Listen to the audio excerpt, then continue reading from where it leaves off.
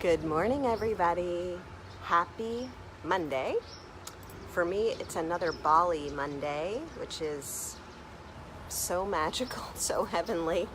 So I'll just share with all of you a little bit of what I'm sitting at. I'm at this little pagoda. That is my pool that we're staying in. This is our gorgeous, gorgeous villa here in a place called Canggu, which is in the southern aspect of Bali, on the ocean. It's heaven.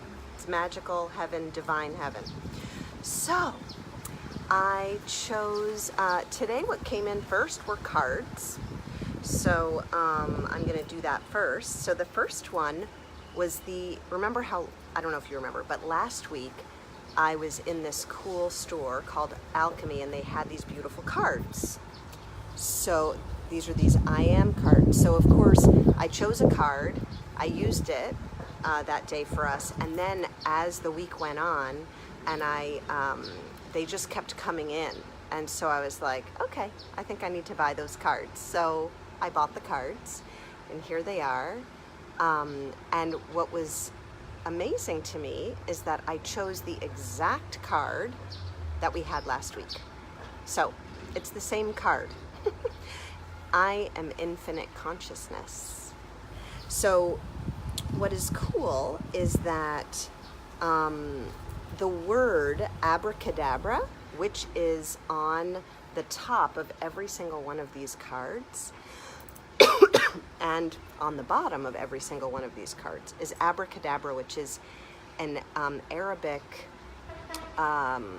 way of saying all that I create as I speak. I create as I speak. So another one of my favorite quotes, or really things I try to live by, is a quote by Hafiz, which again is another Arabic philosopher, and he said, words are the house that we live in. And so that is a part of the theme of this week, is really be aware of the words that you're speaking and the phrases that you're speaking, and they have everything to do with your life. They have everything to do with how you are living right now, how you are feeling right now. And so if we say things like, oh, my neck is killing me, guess what? So just be very aware, a little bit of a higher vibration, and tuning in to your words. It has everything to do with your experience on earth. So abracadabra, I am infinite consciousness. You can look at that beautiful sacred geometry and integrate that. So that's number one. Number two card is Brianne Hovey's cards. Hi, Erin. Hello from New Jersey. You're up early, girl. That's awesome. Nice to have you here. Thank you. So these are Brianne Hovey's Soul Truth cards, and the one that I chose today for us is Name All the Things You Love. And then the other side of the card says, are you one of them? What? Right. So are you one of them? I give myself all of the love and attention I need. Yeah. So that's a good one to think about, a good one to bring about, a good one to practice. It's certainly a practice. It's just a daily practice. So our third card is our Rebecca Campbell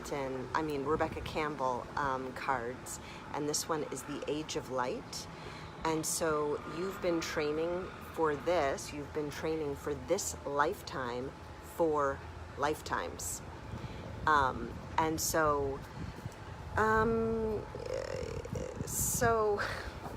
I've had this really amazing week here in Bali. been here with some dear friends. One of them is M, which many of you know and love, and she has come here many, many times, and so has kind of in her back pocket a lot of very powerful healers. And I had the amazing honor of getting to see two of them this week. And one of them is a palm leaf reader. He's a high priest in Bali. There's only two of them. And you go and you have your palm leaves read, and it really tells you about, he tells you different things, but about different incarnations, about how long you've been here for some people, how your lives, your past lives are coming together to bring you to this very point.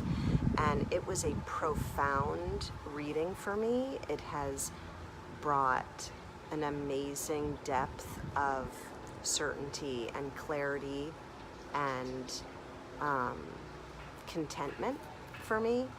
I really I have a deep sense of peace that that I'm on the right track, and that I had these. He highlighted 3 of my past lives.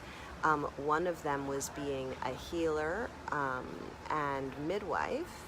One of them was being a priest, and one of them was being a teacher. And so this life of mine now is bringing together these different aspects of who I am, and gosh, it feels so right on.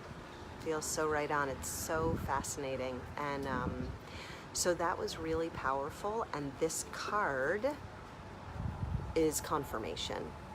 For me, certainly, but for all of us. We all can have our palm leaves read by this man, and he will tell all of you about your, of course through a translator, because it's in Sanskrit and like old Sanskrit, and anyway, but this is not just for me, this is for all of us. All of us, I believe, at least, have been here before and have done the things that we are good at now, the things that we're drawn to. This is why it's so critical to keep going in the way of your dreams, in the way of your heart center, in the way of the things that bring you joy and happiness.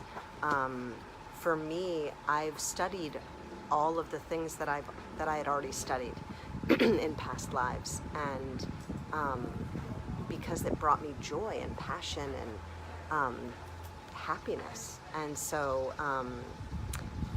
so we're all here. We've all learned over a millennia amount of time. We all have the tools and skills that are needed now. So realize that literally in your DNA, you have these past lives, and they, the information there is waiting for you. So anything that you're drawn to is your direction. So just keep doing it. And we're all needed now. We are all needed to step up and into our highest self, which really means into our souls.